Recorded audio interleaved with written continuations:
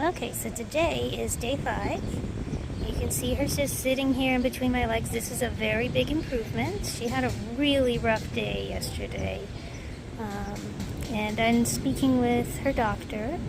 It seemed like she's definitely in pain, but there's also quite a bit of anxiety that she feels. And she is starting to exhibit some, what you would typically see as separation anxiety. However, she's not separated from me. So that's been quite difficult, a little bit frustrating and scary for her, but she did finally eat last night. And then this morning she slept really well last night.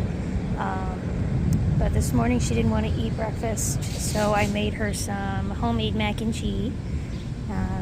And she took her medicine with that. She was very excited to have mac and cheese.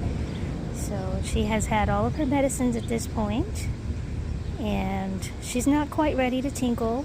I spoke with the surgical team, and they said they're not surprised that she's only going maybe once, possibly twice in a day.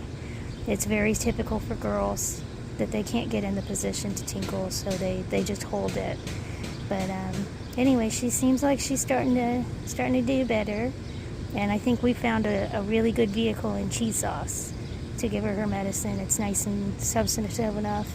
She was eventually able to eat her food after she had her medicine. An hour later, she took a nap and then woke up and felt well enough to eat. So anyway, we're about to get carried and go inside. This is just part of our this is what I've decided to do to try and help her with the anxiety of me putting her down, because she just doesn't want me to put her down. So I've been working on this. Takes a while to get her to this point where she can just sit in between my legs, but we've got to start somewhere. So she's just sitting here, and I'm about to pick her up and take her back inside.